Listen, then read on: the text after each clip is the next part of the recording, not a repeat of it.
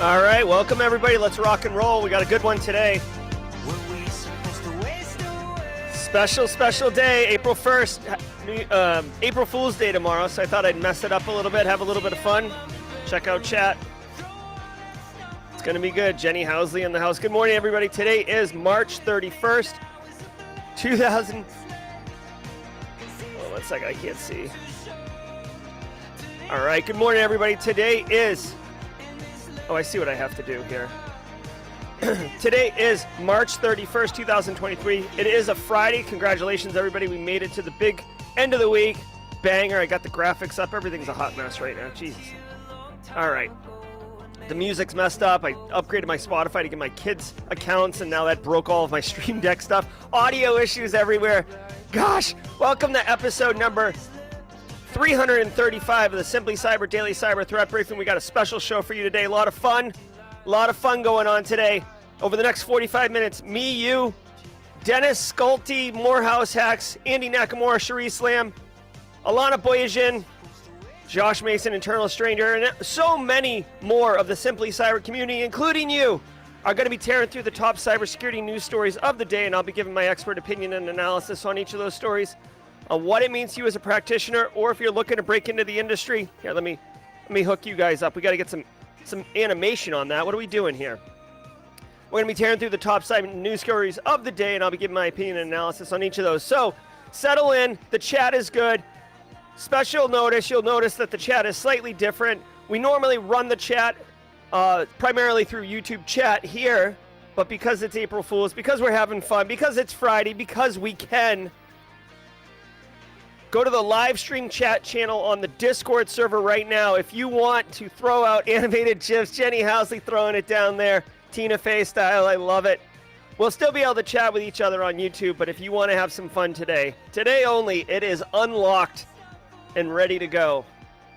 Before we get into the show, I do want to say shout out and thanks to the stream sponsors, starting with my good friend, Brandon Poole and Panoptcy. Panoptcy Security out of South Carolina provides all sorts of security services for businesses, including quantified risk assessments, which are always all about good times. If you don't know what a quantified risk assessment is, essentially a business can bring in a quantified risk assessment and get an up-to-date, informed, evidence-based, statistically sound approach to information security. So why would I want that, Jerry? That just sounds like a bunch of buzzwords. I don't understand what you do. The thing is, a quantified risk assessment comes in, looks at how your business works, looks at your current technical infrastructure, looks at your staff, looks at your plans and everything, and then basically spits out a report that says, here is your risk exposure, 14 to 22% chance of ransomware attack, 90% chance of business email compromise. You might think, holy crap, 90%, that doesn't sound good. What can I do?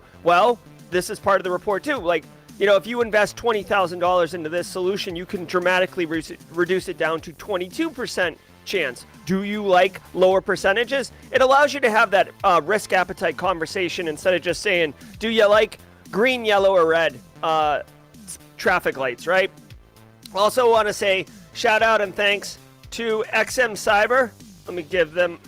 See, I got to keep jumping around so that the animated GIFs, Alana, the animated GIFs can continue to be entertaining. Want to say shout out to XM Cyber. Guys, let's talk about it. Let's be real. Everybody, I don't care. I rail on Carl all the time, but every business has misconfigurations, vulnerabilities, mismanaged credentials. Mismanaged credentials. This is why I don't do the Discord on stream, because things like that come up, and I just can't. Listen, we all have mismanaged configurations, vulnerabilities, credentials all over the place, other exposures, and if we introduce hybrid environments like cloud and on-prem, then it starts to really get funny, or really get difficult to manage and really see your risk exposure. And this is where XM Cyber introduces a new way to address this hybrid cloud exposure. So instead of just looking at these things in individual silos, XM Cyber combines all of them in order for you to be able to uncover hidden attack paths, see security control gaps across your environment, both on on-prem and in the cloud, and you can actually pinpoint and prioritize the issues that the issues that actually put your organization at risk and cut off attack paths at key junctures, which gives you laser focused remediation to proactively reduce your attack surface. So instead of waiting for bad to happen and figuring out how that happened, you can actually get in front of it. It's like threat hunting on steroids, right? Like it's almost like left of boom threat hunting. Nobody in the market's calling it that, but that's what it feels like to me. Left of boom threat hunting. Visit xmcyber.com and click the link in the description below to demo their exposure management platform. Check it out. It's all about good times. I love it. Also want to say much love to the ever-present Barricade Cybers, but more about them at the mid-roll. All right. Looks like everybody's found the Discord chat. Mods, I can't pull up mod chat while I'm doing this because it's literally my Discord feed. So thank you, VSEC. Okay, final cup of coffee. If you've been following the show for a little while, I've been experimenting with different coffees because I might white label a Simply Cyber brand. This one is Espresso Dark. It's the final one out of the collection. Whoa, I almost knocked my coffee cup fully over. Take a big pull off it here. Here we go.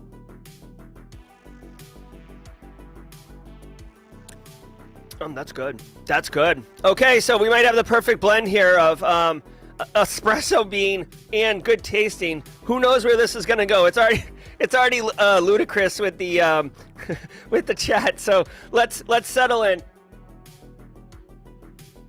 I'll see you guys at the mid-roll. Oh, and my Spotify's broken, so I have to do it manually too. So we'll see how that goes. Here we go. From the CISO series, it's cybersecurity headlines. It's Friday, March 31st, 2023. Supply chain attack on business phone provider 3CX could impact thousands of companies. Hackers may have compromised the networks of thousands of businesses due to a supply chain attack on the enterprise phone company 3CX, which confirmed on Thursday its desktop app had been bundled with malware. 3CX provides office phone systems to more than 12 million daily users at over 600,000 companies, as it claims on its website, including Mercedes-Benz, Coca-Cola, American Express, and the UK's National Health Service. The company's chief information security officer, Pierre Jourdain, said the intrusion was the work of highly skilled hackers, stating, quote, "This appears to have been a targeted attack from an advanced persistent threat, perhaps even state-sponsored," end quote. Vulcan hold on a Files second. leak I don't have reveals Putin's global... I don't have the buttons to start and stop it really cleanly. So CrowdStrike said there was suspected nation-state involvement and described as one of those... So, all right, so this is interesting. Okay, so guys, this is a really big story. Whether they know who the... Here, let me actually... I'm kind of curious because... Okay, couple things here. One, this is a massive attack, okay? If you're like, oh, who gives a crap about phone systems or whatever, I've never heard of 3CX, go on to the next story, Jerry, I don't get it. Listen to me for a second. This is a massive, massive attack. To me, this is on the scale, potentially, it has the potential capability to be on the scale of SolarWinds, okay? If you don't know what SolarWinds was, definitely... If you don't know about SolarWinds, go research that and get up on that. But guys, this one has massive, massive potential. My light's too bright. Okay, so... Oh, I don't like that. Okay, so here's the deal. It doesn't matter if you haven't heard of 3CX. It doesn't matter if you understand, like, oh, it's just a phone system. This company has... millions of installs, right? It said 600,000, 12 million daily users, 600,000 companies, okay? That means that phone systems get put on business networks, right? Sometimes they'll have their own network segment, but not all the time. If you have basically penetrated the firmware, the base system of these phones, the company is deploying, oh my God, not persistence. What am I thinking here of? payloads. The company is delivering payloads everywhere that you know are going to work perfectly because you probably tested it yourself. So this has massive ramifications. Now, it said North Korea in here. Some of the larger research companies are kind of fighting back and forth over attribution. But whether it's Russia, whether it's North Korea, whether it's China, whatever, whether it's probably not the United States, but no matter what, think about this for a second.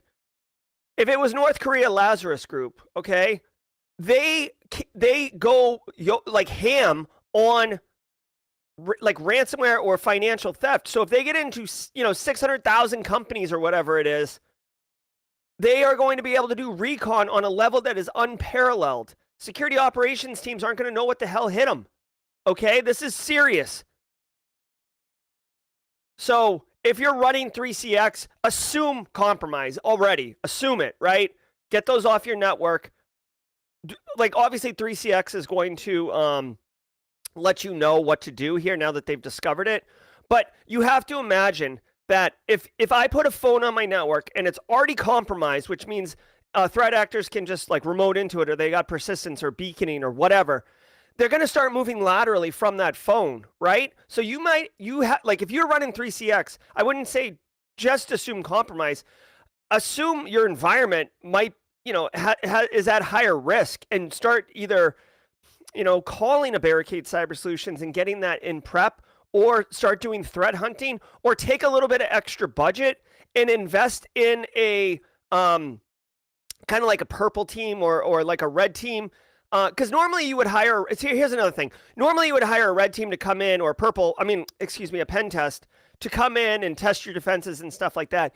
But the thing is, I have heard from pen testers who have gone on engagements and discovered like web shells and these type of things, because the pen testing team is going to set up the same things. So when they go to set up a web shell or something, and there's already one there, that is a definitive indication of compromise, right? So don't stick your head in the sand on this one, guys. I know this is why I'm saying it's a big deal. This is going to suck, right? Some businesses are going to get hammered really badly, and it's going to be because of this initial infection point, all right?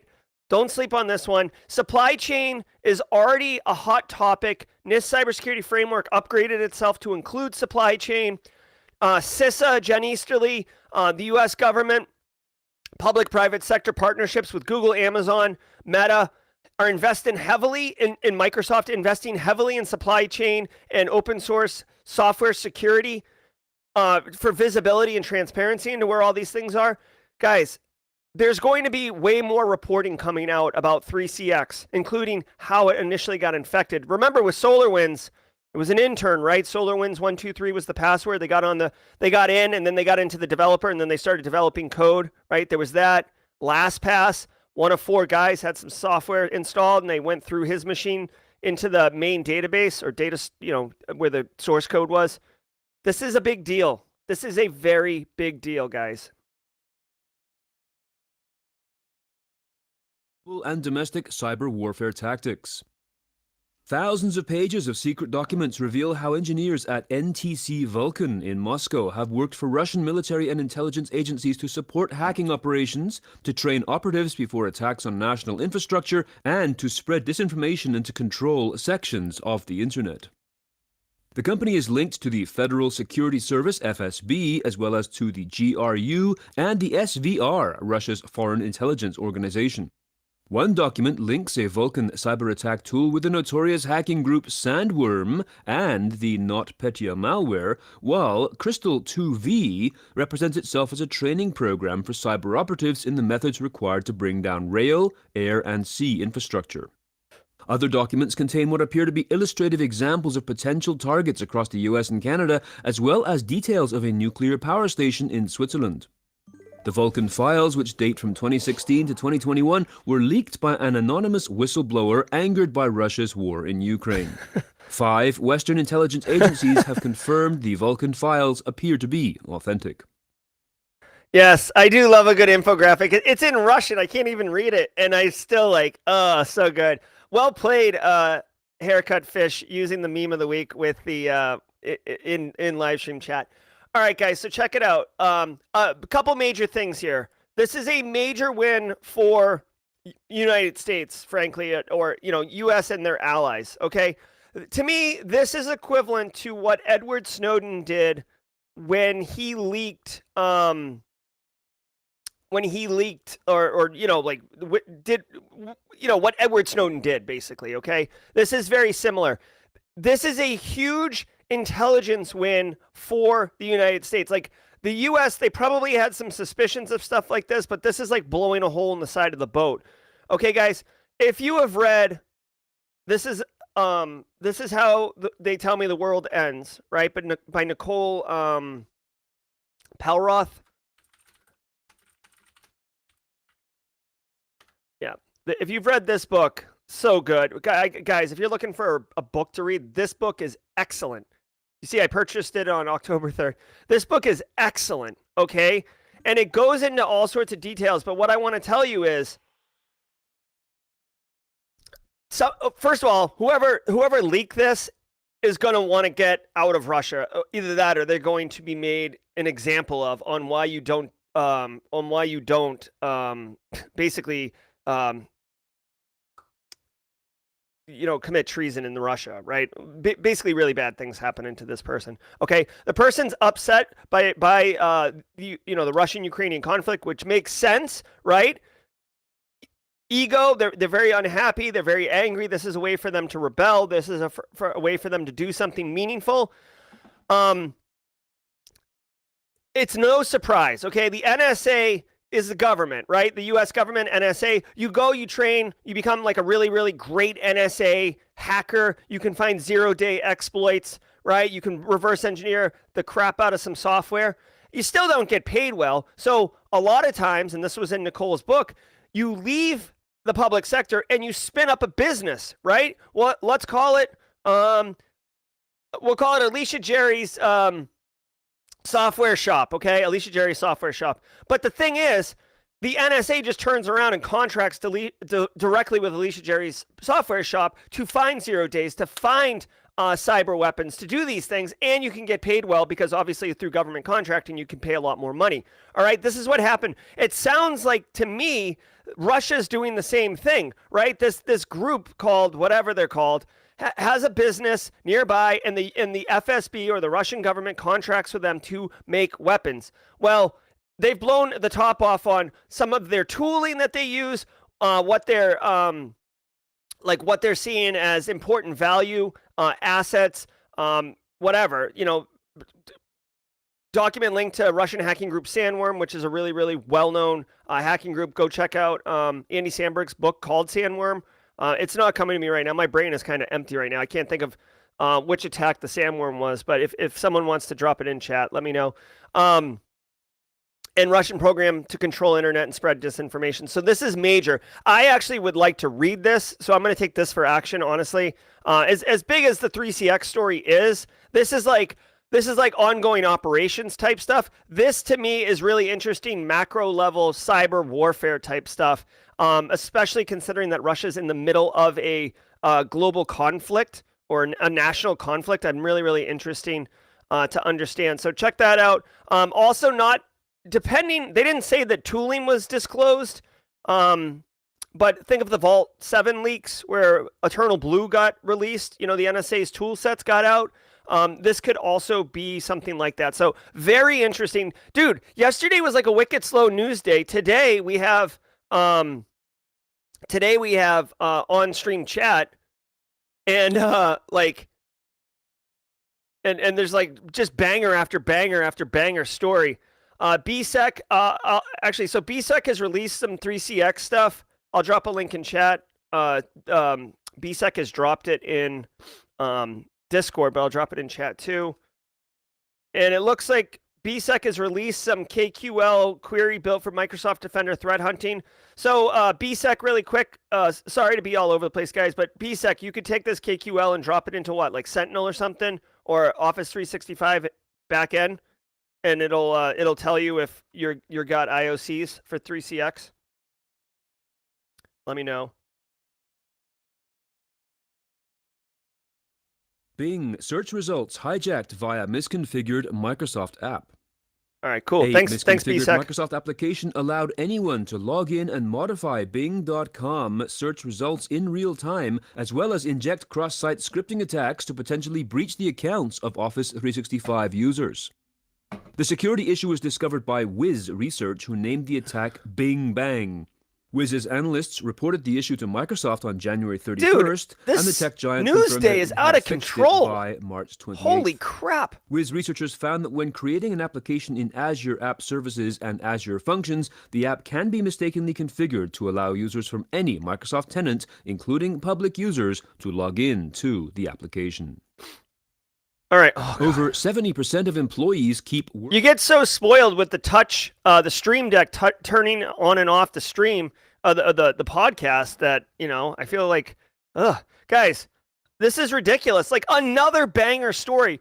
I guys hope you really can appreciate the gravity of each of these stories right now. So I actually saw this on Twitter. The security researcher, I think Bryson Bort, retweeted the guy who tweeted this. By the way, the guy who tweeted this, I think was the security researcher. He had like 300 follows on Twitter. I was like, how are you not like blowing up? Like how?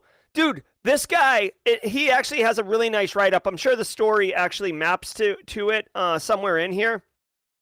Let me see if there's a link here. Let me see if there's a link here. Yeah. So this here. Oh my God. Let's drop it in chat. I'll drop it in both chats. Okay. Okay. So check it out. This write-up is excellent. If you're interested in security research, every once in a while, we get a security researcher story where they've done the blog post. You should always do a blog post. If you find some, if you do some security research, it's a great practice. Every once in a while, we get an exceptional example of it. This one, 100% exceptional. As I had read it a couple days ago, this dude got 50 grand for this finding by Microsoft. Like, no questions asked. Like, here's 50 G's. Thank you very much. We'll see you later. And I won't get into all the messy details, but basically, it was due to a misconfiguration. The guy started probing around a little bit, found an open container, essentially, called Azure Trivia, and he looked at it, and it didn't make any sense, and he realized that basically he could kind of pivot through it and control the weighting of Bing search results. And you could see in this graphic right here, he did best soundtracks for a search. Dune 2021 came up for award-winning soundtrack. I know it's tough to see in the video here, right? Let me see if I can do this. Okay. Bing came up with Dune 2021, and then he made a change and instantly refreshed, and Hackers came up, and he purposely put Hackers in because he thinks Hackers is the best soundtrack, and it's cool, but he instantly did it. So what is the ramifications of this? Guys, if he was a bad guy, you know what would be great? Making the top result or all the results in Bing for anything. Malicious infrastructure, right? Malicious malware. Click on, phishing pages, whatever. Like, you could weaponize the crap out of this. And yes, please, let's all enjoy the fact that no one's using Bing, right? No one's using Bing. But people are using Bing. And when ChatGPT gets more integrated with Bing, you can believe that it's going to get, a lot more use. So this dude found it. I just want to say, if you're at all interested in cloud security, if you're at all interested in security research, if you're at all interested in bug bounty, not that this guy was trying to do a bug bounty, but he did get paid. This blog post is exceptional at laying out the entire workflow, the thought process, how he attacked it. He goes into all the detail, and you can follow it right along, okay? It's awesome. It's so awesome. And way to go, Microsoft. They have since fixed the problem, obviously. But the final thing I'll say about this, it just goes to show you guys that, I used to be of the mindset like, oh, what's the point of trying to do bug bounty on Microsoft or on Google? They are multi-billion-dollar companies. There's no way that they have security problems that I could find, right? But in reality, there's a million Carls running around. at Microsoft, right? There's a million Carls running around at Google. People make mistakes. Humans are humans and will do human things. So don't think that these large, golden unicorns or whatever you want to call them are invulnerable to security problems, okay? So don't be shy. Get in there. Passwords on personal devices. Furthermore, 66% use their personal texting apps for work. I love that, Carl. This information comes from the latest mobile Bring Your Own Device security report from SlashNext, and also suggests that 95% of security leaders are increasingly concerned about phishing attacks via private messaging apps. SlashNext CEO Patrick Haar suggests this is because threat actors know there are fewer security controls on personal mobile devices than on corporate ones. The report also highlights a mirrored trend with a majority, 89% of IT and security leaders acknowledging legal concerns about having access to employees' private data. Yeah, so this is interesting. You know what? Careful what you wish for. Careful what you wish for. Every guys, I rail on this all the time. Every CFO was walking around like a tripod. Oh, this is awesome. Yeah, BYOD. Like, look at our balance sheet. We don't have to pay for tech refreshes anymore. The employees will. What a bunch of fools. We'll get them to pay for it. Okay, made your bed, threw a bucket of sand on it, now lay down in it. Because what you have done is you've introduced technology and attack surface to your environment that you have zero control over because you do not own it. You can certainly suggest, you can push MDM VPN profiles and crap on it, but it's too, you have introduced tech that you don't control into your environment, which the CFO doesn't really care about. Oh, hold on. There's been a John Hammond sighting. So 70% of employees keep work passwords on personal devices. You know what? I'm stunned it isn't higher than that because BYOD. Honestly, guys, 70% seems low. How many, I'm not going to start a poll, but literally, how many of you use your phone for work too?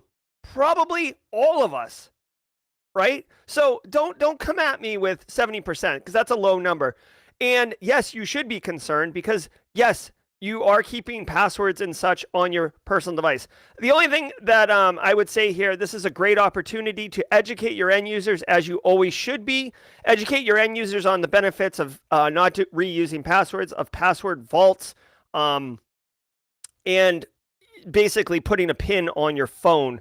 Now, I will say with some MDM solutions, which is a happy compromise, you can force a PIN lock. You can force a wipe of the device if it's lost. You can force, that's about all you can force, really. So, anyways, yeah, this is the cost.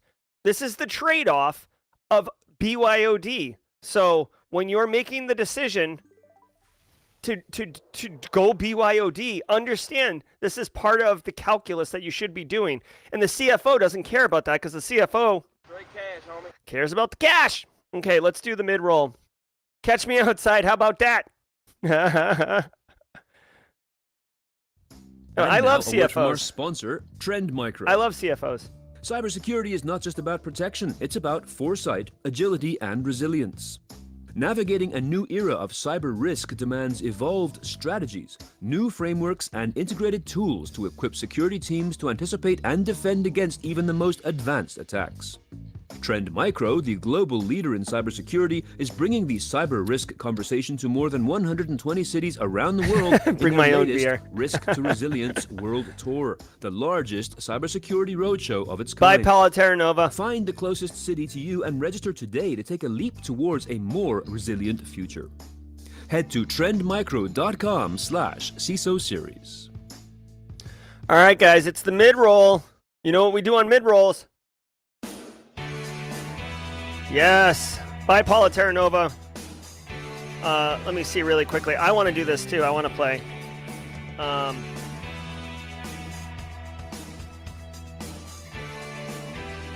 There we go. All right, guys. It is the mid-roll, so we've taken a hot minute here. Take a second, hit that like button. It helps other cybersecurity professionals find Simply Cyber and understand all the fun stuff that we're doing in here. So take a second, hit like, please. Holla, holla, holla, holla. I want to thank the sponsors again, Panoptcy and XM Cyber, for their continued support, and also Barricade Cyber. I did tell you we would be getting back to Barricade Cyber, and I promise you we would be. Barricade Cyber Solutions, thank you, Eric Taylor and Casually Joseph. They are dedicated to helping businesses from cyber attacks and recover from the damage done. Cyber attacks can cause massive issues for businesses and send dedicated, hardworking business owners into turmoil, but Barricade Cyber Solutions knows how to mitigate the damage done by cyber incidents. Check them out at barricadecyber.com. Links in the description below, but the important link is Barricade Cyber's main page where Eric Taylor's calendar is. You may even be a squad member because Eric Taylor and Barricade Cyber Solutions sponsored 100 gifted subs on Monday this week. Eric's calendar's right here. Hop on it. Guys, that 3CX thing might be a good opportunity to call Eric Taylor and get going with, get in front of this 3CX. So thank you very much. Guys, the Simply Cyber Community Challenge, continuously helping each other network and grow. Alicia Jerry was the current baton holder. So if Alicia's in chat and she could tag someone, I would genuinely appreciate that. Alicia, whoever she tags, go on LinkedIn, post about your cyber story. Hashtag Simply Cyber Community Challenge. James McQuiggan with the gifted subs. Thanks, James. What? We just become best friends. Yup. All right, pick up those subs from James McQuiggan. Thanks, James. Go on Simply Cyber Community Challenge and share your story. Use the hashtag Simply Cyber Community Challenge in the post, and be sure to go on LinkedIn and connect with that person and all the people commenting. Build your own network, people. Build your own network, okay? We're here to help each other, but you gotta build your own network too, okay? Oh, I forgot about Team Live, Team Replay, Team Passive Observer. I'm sorry. There's so much going on today. All right. Every Friday, my son Grayson puts together a joke of the week. Today is no different. Thank you very much, Grayson. Guys, I wanted to ask you, how do we know that the ocean is friendly? James McQuiggan, how do we know that the ocean is friendly? Obviously, we know the ocean's friendly because it waves.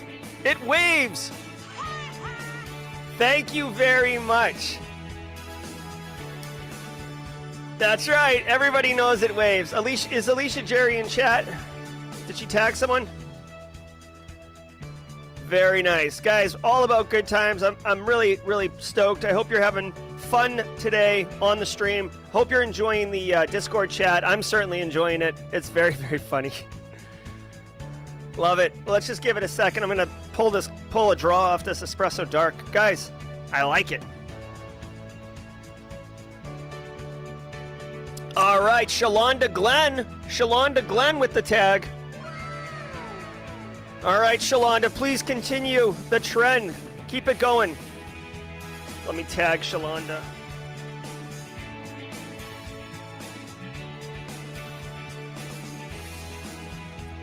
There we go, Shalonda. Get after it.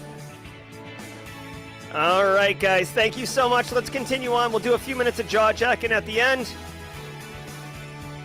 Let's go.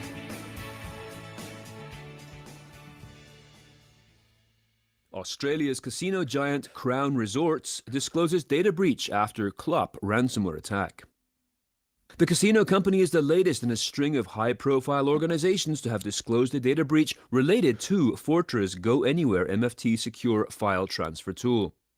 The incident took place in January, but the company disclosed the data breach this week. A statement from Crown Resorts, published on March 27th, states in part, quote, "We can confirm no customer data has been compromised and our business operations have not been impacted." End quote.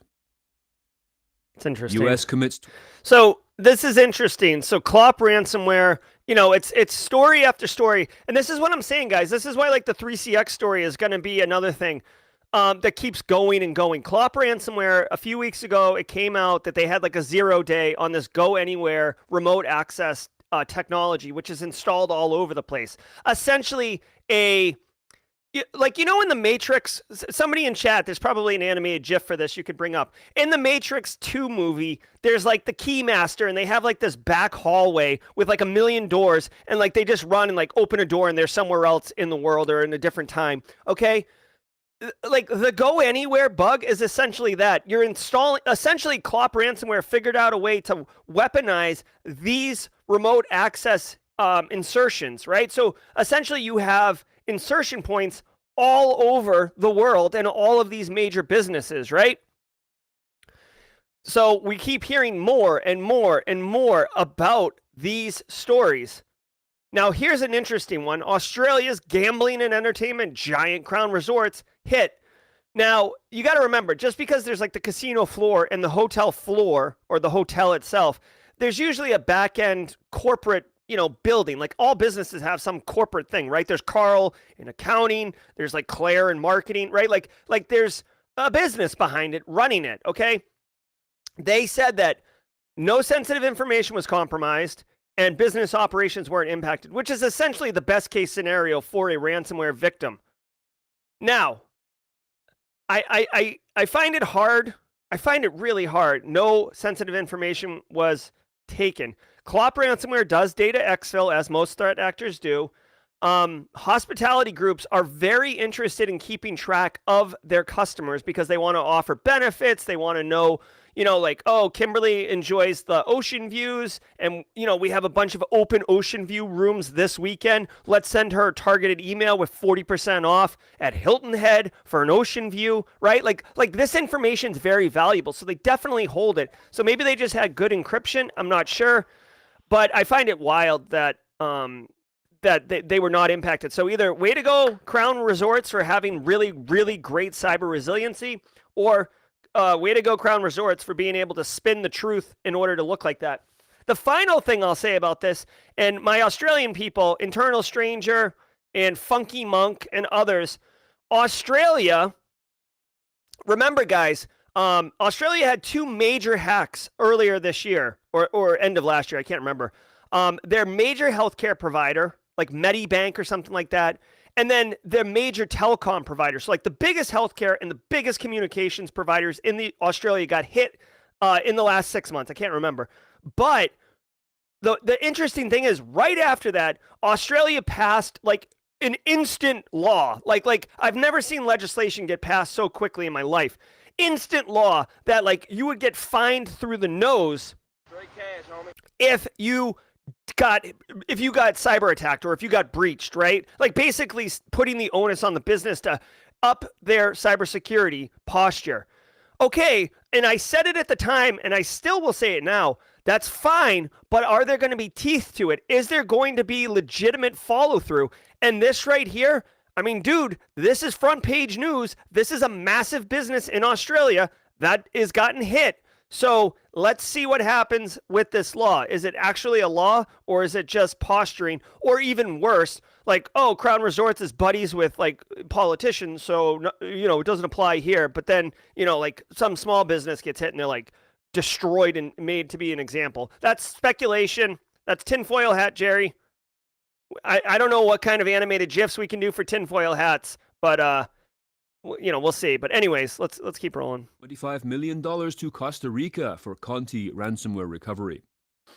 The U.S. government is sending the money to the government of Costa Rica to help the country recover from a devastating ransomware attack last year that crippled several key agencies.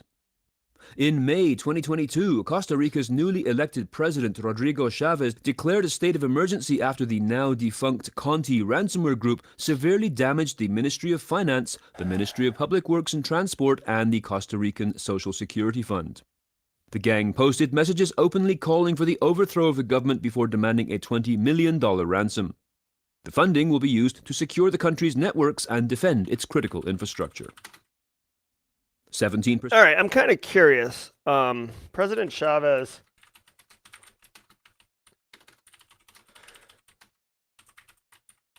All right, so Costa Rica's newly elected president, President Chavez.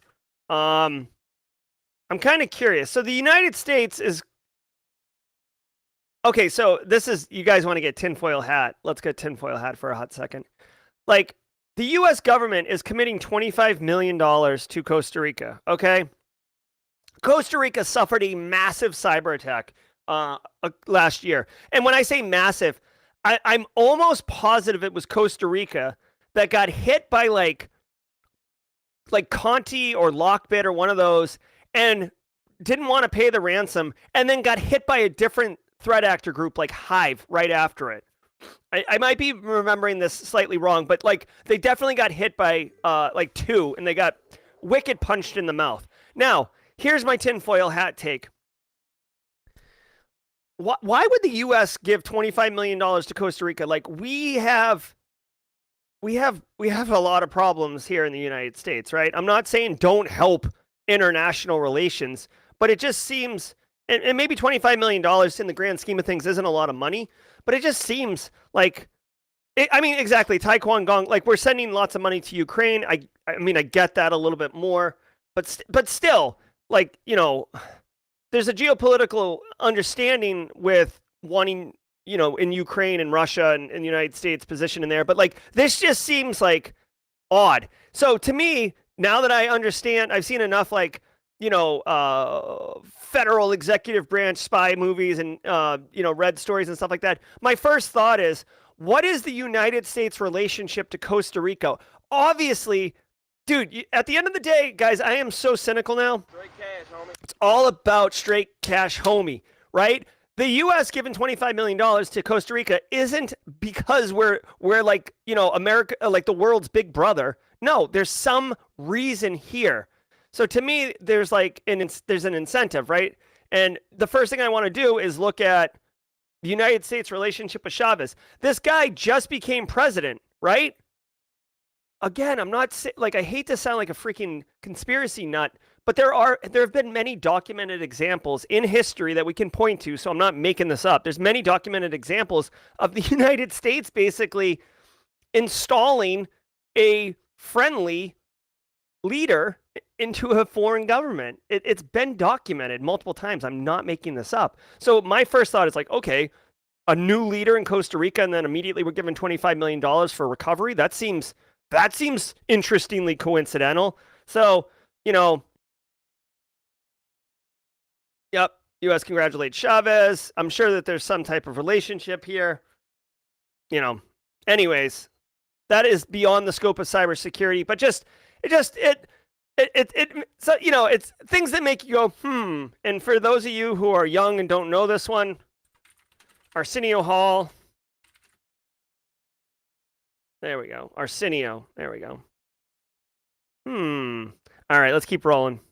Oh, thank you for allowing me to indulge that rabbit hole. Of security leaders consider cybersecurity team fully staffed. Security leaders' perceptions of their own cyber resilience was analyzed in a recent study by Immersive. He said cyber resilience. Despite high confidence in overall resilience, the study found that teams are insufficiently prepared for threats, as 82% agree they could have mitigated some to all of the damage of their most significant cyber incidents in the last year if they were better prepared, and more than 80% don't think or are unsure that their teams have the capabilities to respond to future attacks. Only 17% of respondents considered their cybersecurity teams to be fully staffed, and almost half of respondents admit they aren't able to measure cyber capabilities, further eroding confidence in the organization's preparedness. Yep. Okay, so this one should not come as a surprise to anyone. Like, the TLDR here, guys, is that this is incredibly low, right? So the 70% of security leaders consider their security team fully staffed, okay? I don't know how many people they interviewed. I think this number's high. Okay, guys? Maybe in financial services where you've got oodles of money, then yeah, you're fully staffed, but either that or, again, with all due respect to the security leaders, if you think your team's fully staffed, you may not know what you're doing, okay? And I mean that with all due respect, okay? But guys, we as information security professionals are constantly understaffed. We are constantly asked to do more with less. We're constantly fighting an uphill battle. There's 5 of us on the team, 3 of us on the team, and we've got threat actors everywhere. We've got a 2,000 person employee workforce, and there's 4 people manning the gates, if you will. So I think 17% is kind of high, honestly. Looking at some more of these statistics, 84% of respondents agree cybersecurity teams feel increasing pressure to be prepared. Yes, exactly. 72% agree threat landscape is becoming more challenging. Yes, exactly. These two bullets right here is why I'm saying that 17% of security leaders think their team is fully staffed doesn't make any sense to me, because both of these statistics are very true. All right, let's see. Less than a third believe their organization has a formal strategy to ensure cyber resilience. You know what? Cyber resilience to most people means we have backups. They're not doing tabletop exercises. They're not doing business impact analysis. They're not doing DR planning or testing. Okay? So, again, I hate to sound like a negative Nelly here, but, 32%. Dude, if you had a formal strategy for cyber resilience, 1 in 3 chances. Wow. I mean, I've worked for more than 3 companies. None of them had a formal strategy. The 64% of respondents agree traditional cyber training methods, cyber certs training classroom is insufficient. Yeah, so this one's a little bit misleading. 64% agree that traditional training doesn't work. I would say that it still works. It just needs to be done in concert with more modern techniques. And the one that's missing here, certs training classroom. What's missing here is practical hands-on labs and scenario, like tabletop scenarios, right? Like, you need to have your SecOps team experience a breach in a controlled way. You need to have those conversations. You need to get the backups and verify that they get stood up. Like, here's a quick one for you guys, right? Oh, we have backups. We have backups. All right. Well, thanks, Kevin. Like, I'm glad you have backups. How long does it take to restore the backups? How long? Well, whatever, an hour, 2 hours. Is it 1 hour? Is it 2 hours? I have been part of an organization where we actually did test it. Do you know how long it took to fully recover? One system, 14 hours, which is fine. It's just a fact, 14 hours. But is that acceptable to the business? And by the way, when you start introducing things like 14 hours per system, you might need to have multiple teams. It's unrealistic to ask a team to work 72 straight hours. You need to have rotations. You need to have handoffs. You need to have documentation. Like, it gets really complicated really quickly in the weeds. And if you just say, oh, we have backups, like, that's not good enough. And that's why it's insufficient. This report is excellent. I'm like a big fan of this report. Thank you, Immersive Labs.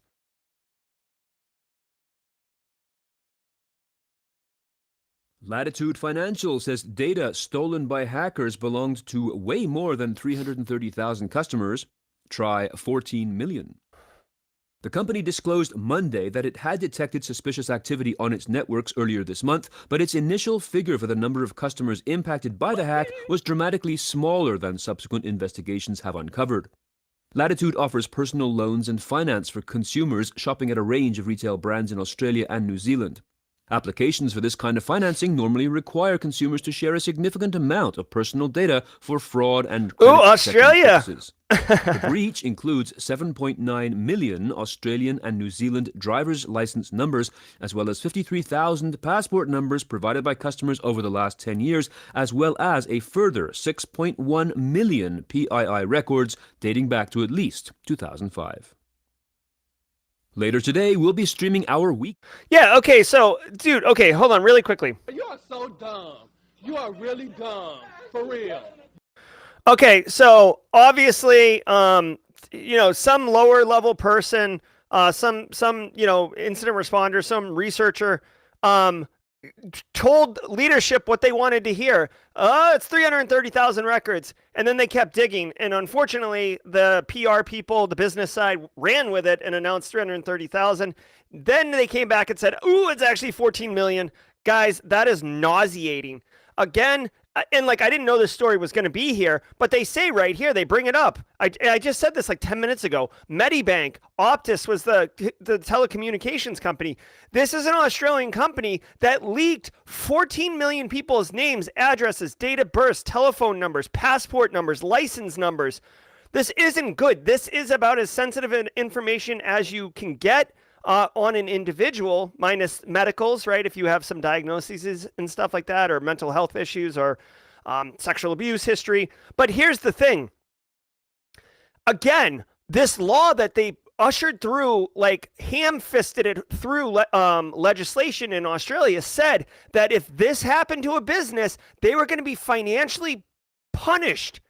So I want to see it happen, honestly. Like, and I don't mean any disregard to Latitude Financial, because guys, here's the deal. Here's the deal, okay? As this report just outlined, we are understaffed. We are fighting a battle with one hand tied behind our back. So it's not surprising that Latitude Financial suffered a breach. It's not ridiculous that any company suffers a breach, because the threat actors have technology.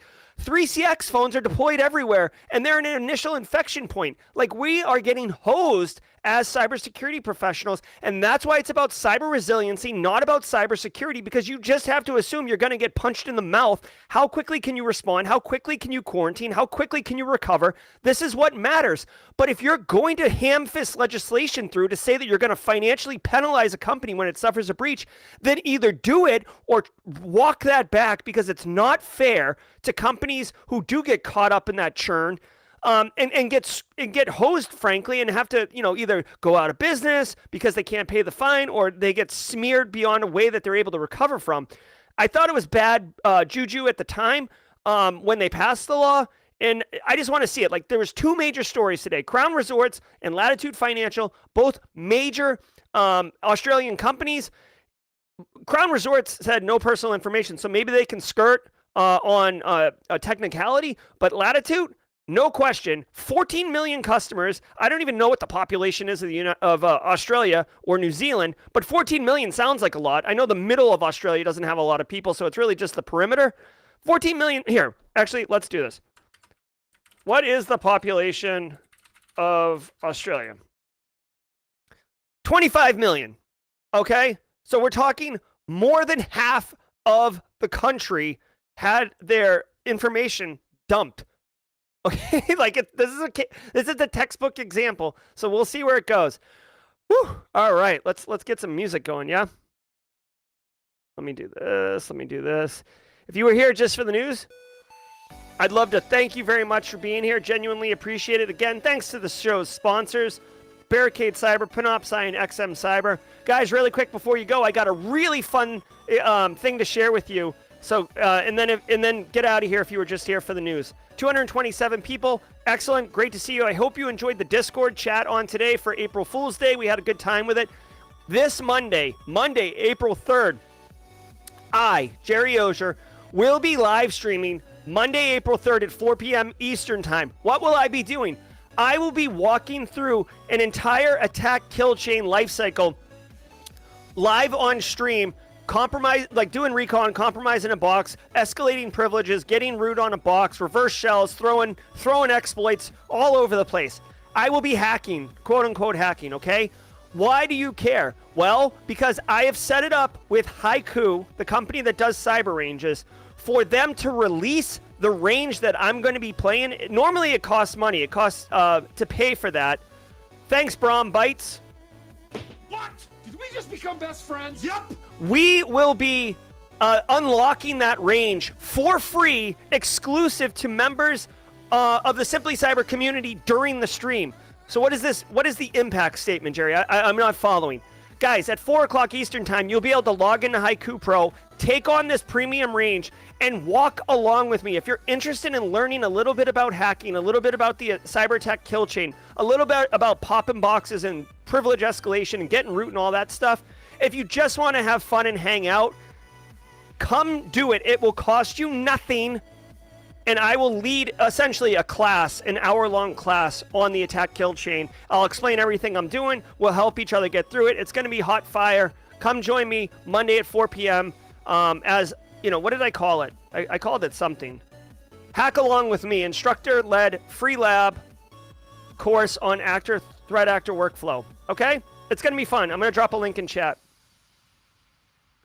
I hope you can join me because I'm super pumped about it. I'll drop it in YouTube and I'll drop it in Discord. I spit hot fire. That's right. You know what?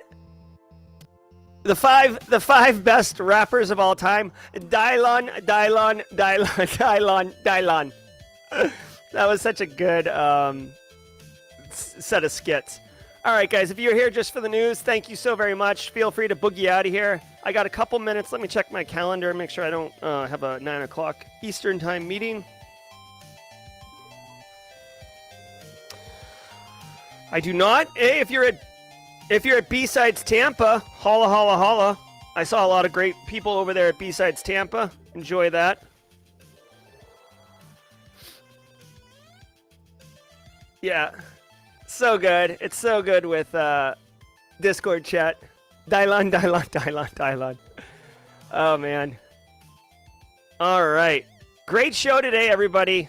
Great show today. I had a lot of fun with it. The Espresso Dark was very good. I might have to revisit that one.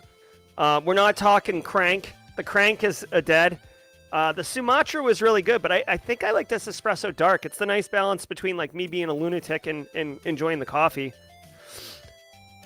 Oh, thank you so much, Kensyphilis, or I don't know how to say it, Kensyphilis. James McQuiggan. It is my move. I know, James. James is whooping me. James is whooping me in chess right now. Let me know. Hey, drop it in chat if you're going to B-Sides Tampa. Kimberly's up in there. Kimberly can fix it. Guys, if you missed the show last night, if you're interested in the Simply Cyber Conference, that's Wednesday, November 8th. A lot more information's coming out, but I will be hosting regular. There's no cadence to it right now, but I will be hosting regular update and transparency live streams with the organizers of the conference. I'm obviously one of the organizers of the conference. So join that. We did a stream last night. If you're interested, there is a public document for details, but we're going to have new speaker tracks. So if you're watching this and you want to do a new speaker, 15-minute little talk, kind of wet your whistle a little bit on doing speaking engagements, get it on your LinkedIn profile, network with other people. Definitely look into that. I also want to I have to check, guys. Here for those who are still here, this is exciting. I think we might have an emote unlock. Once you get there's like 200-300 squad members now, and YouTube they give you a new emote like every 5 squad members, and then once you get up into like the hundreds, it's like every 50 or something. But because Barricade Cyber did a Internal Stranger got 2 rejection letters from his last 2 interviews, but went to a great OT-Sec event yesterday. A lot of networking. Well, it's a bummer, Internal Stranger, that you didn't get it, but at the same time, I love your positive outlook, and I'm glad that you're still pushing through with networking. Let me know in chat any thoughts around a new emote.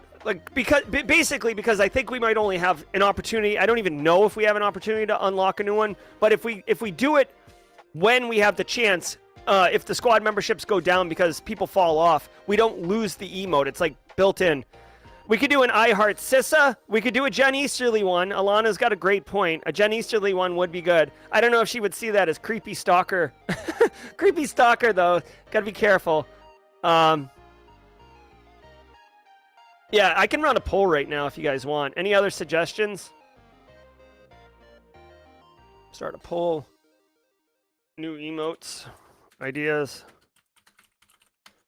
Jen Easterly head. I Heart Sissa. What other options we got? Chart Jerry. Congratulations. David B. What did David B do? Hold on. What did David B do?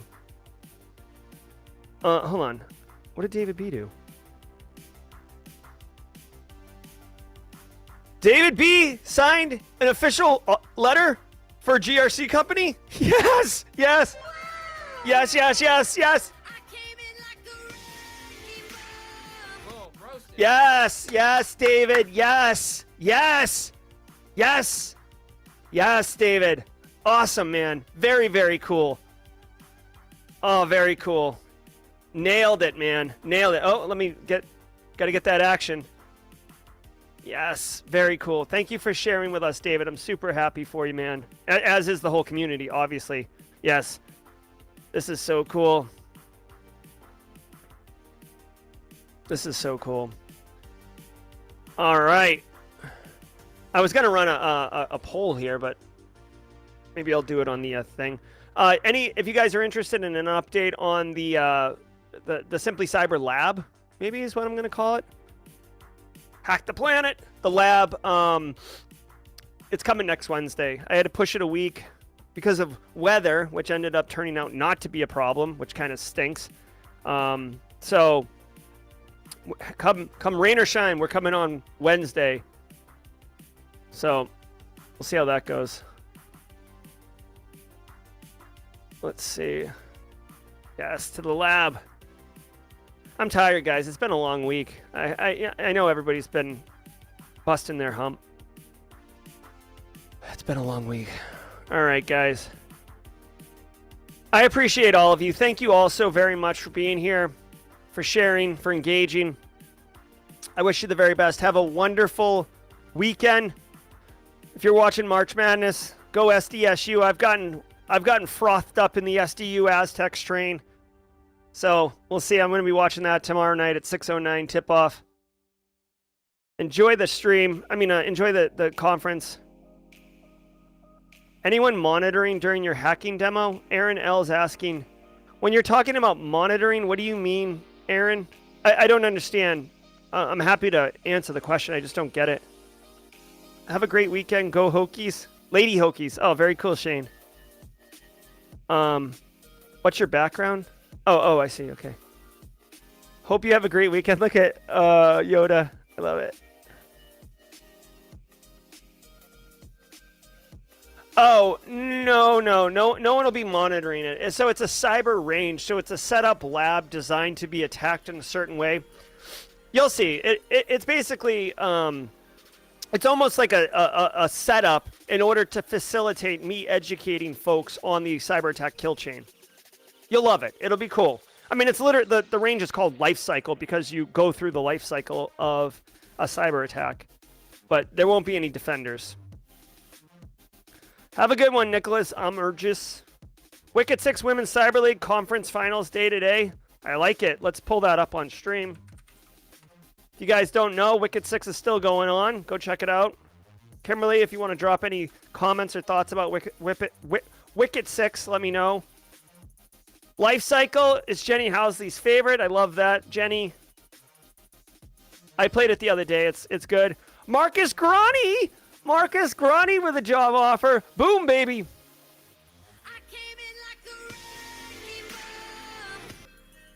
Yes, dude. Guys, can we not understand how awesome everything is? People are getting jobs all over the place. We're crushing it. Yes. Marcus, did this just happen? Like just now? Or you been sitting on this? Oh, this is so cool. This is so cool, man. I love it. Thank you for sharing your successes with us, Marcus. Oh, hey, guess what, Marcus? No worry, man. Team Replay will take a backseat to a job offer. Holla, holla, holla. Go crush it, man. Oh, so cool. So cool. Guys, look at what, again, Simply Cyber isn't doing this, but we are part of it, and it's just so cool. Like, wow. So cool. Way to go, everybody. Yeah, the jaw jacking is strong. Love it. I don't like this song.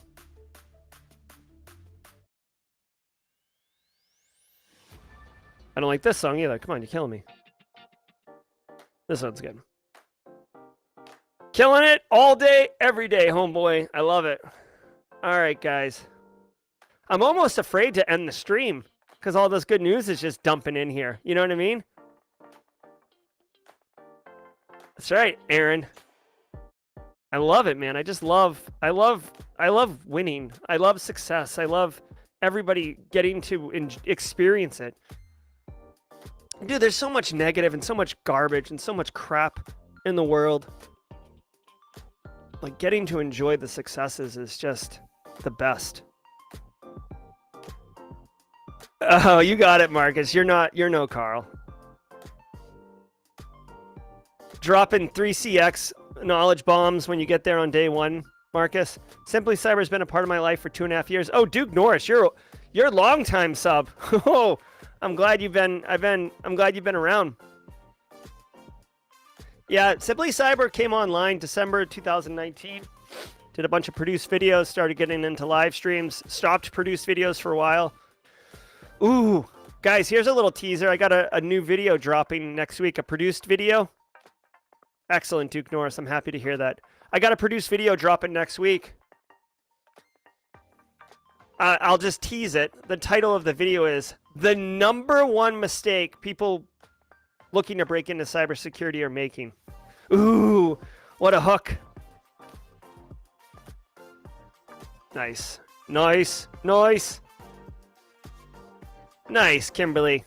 Yeah, I'm really happy for so many people in the Simply Cyber community. Wild West Hack and Fest got to spend a lot of time with Kimberly. BSEC I've run into a bunch of times. Banger. It is a banger. Today was good. Did you guys see TCM dropped an API hacking course today, this morning? I want to take it. I really want to do Simply Cyber full time so I can take like courses and then make videos about them and tell you guys everything about it. Oh, cool. Try Hack Me. Yeah, I was really pumped to do Attack Surface, Advent of Cyber for Try Hack Me.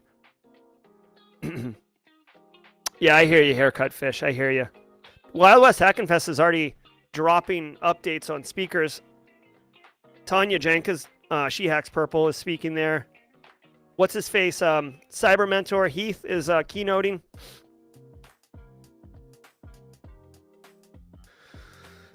Oh, all right, guys. I do have a day job. I do have a day job. All right, guys. I got to boogie out of here. Be good. Stay secure, everyone. Thanks so much to the show sponsors. Thank you, all squad members.